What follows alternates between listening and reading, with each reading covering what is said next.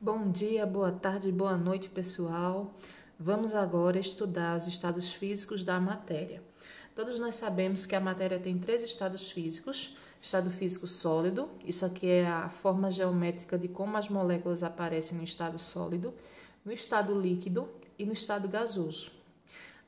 Daqui já dá para a gente observar como estão organizadas essas moléculas. Percebam que aqui elas estão unidas, aqui estão um pouco separadas e aqui estão muito separadas. Isso são características microscópicas das matérias nos três estados físicos. Então vamos lá para o que interessa.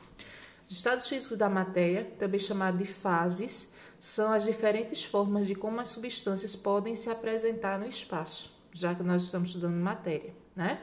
Então, forma sólida, forma líquida e forma gasosa, ou forma de vapor, que a gente vai ver depois qual a diferença entre vapor e gás.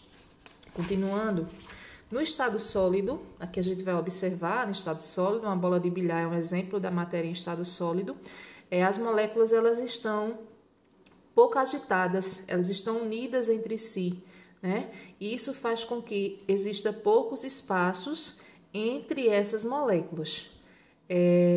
A força de atração dessas moléculas é bem maior, porque elas estão unidas. Então, o que a gente observa aqui na bola de bilhar?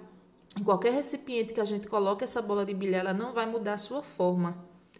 É interessante a gente saber disso, né? A matéria em estado sólido, ela não muda de forma. Aí alguém pode dizer, mas e o gelo? Só que o gelo, na forma de gelo, ele tem uma forma só. Se você tirar de dentro do freezer, ele vai começar a derreter. Quando ele começa a derreter, ele não está mais no estado sólido, ele está na mudança do estado sólido, que é o processo de fusão. Mas no caso da bola de bilhar aqui, se você colocar ela dentro do freezer, se você colocar ela dentro da bolsa, se você colocar ela em qualquer espaço, ela não vai mudar a sua forma e nem o seu volume. Ou seja, no estado sólido, existe a forma e o volume definidos. Vamos para o estado líquido. No estado líquido, essas moléculas começam a se espalhar um pouquinho mais. Elas não vão estar unidas como estavam no estado sólido. Então, elas estão mais dispersas. Essas substâncias, elas vão ter uma massa fixa, essa massa não vai mudar, mas o volume, né, no caso, o volume ele não muda, mas a organização dessa molécula, a forma em que ela aparece, ela vai variar. Aqui nós temos como exemplo a água. Se eu tenho a água na garrafa, ela vai ter a forma da garrafa. Se eu tenho a água no copo, ela vai ter a forma do copo. Isso quer dizer que o volume vai ser o mesmo, mas a forma que a água, ou que o suco, ou que o refrigerante vai aparecer, vai depender do recipiente onde ele esteja, certo? Então, se está no copo é de uma forma, se eu jogo no chão, ele vai assumir aquela forma horizontal que está lá no chão. Isso a gente deve observar. No caso do sólido, massa, volume e forma invariável, fixa. E no caso do líquido, volume fixo e forma variável. O outro exemplo que nós vamos ter é o exemplo do vapor ou do gás. O que a gente observa aqui nessa imagem? Que as moléculas gasosas estão bem separadas. E uma característica do gás é que elas estão em constante movimento, entrando em atrito umas com as outras e com a parede do recipiente. A força de atração entre as moléculas no estado gasoso é uma força de atração muito pequena, elas não se atraem, elas se repelem. O que é se repelir? É se separar. Então, uma bate na outra. Isso faz com que a agitação seja bem maior. Quando elas batem também na parede do recipiente, a agitação é bem maior. E existe um processo de repulsão entre essas moléculas, que foi o que eu disse a vocês. Elas se afastam uma das outras.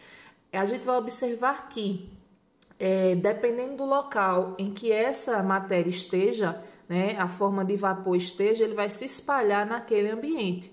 Então, aqui nós temos dois exemplos de cilindro, né?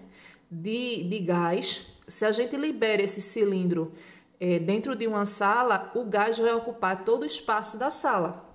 O que a gente vai observar é nos botijões de gás de cozinha, que existem dentro dele dois tipos de gases, o gás propano e o gás butano.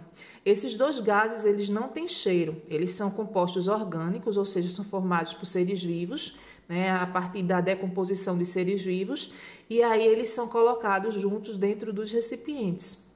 Como eles são inodoros, ou seja, eles não têm cheiro, é importante que se adicione outro tipo de gás que faz com que esses gases possam ter um cheiro, para se ocorrer a liberação desse gás sem ser conveniente, né, para a pessoa deixou lá o gás ligado, a pessoa possa observar que aquilo ali está sendo liberado, certo? Então, esses cilindros, assim como, por exemplo, uma bexiga de aniversário, né? O que é que a gente observa? É que a forma dela vai depender de quê? Vai depender do espaço onde ela esteja.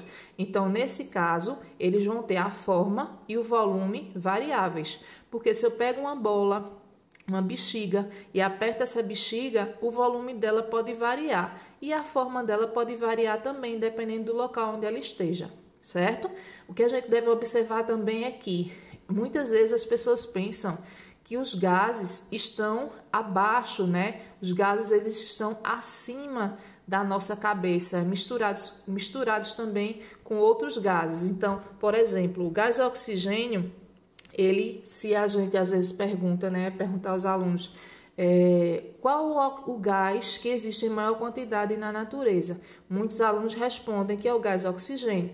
Na verdade, é o gás nitrogênio, que ocupa 78% da nossa atmosfera. O gás oxigênio vem a aparecer com 21% da quantidade na atmosfera. Então, aí a gente viu os três estados físicos e as características desses três estados físicos, quanto à forma e o volume. Então, no caso do estado gasoso, vai possuir forma e volume variáveis, vai mudar de acordo com o local onde eles estão, ok?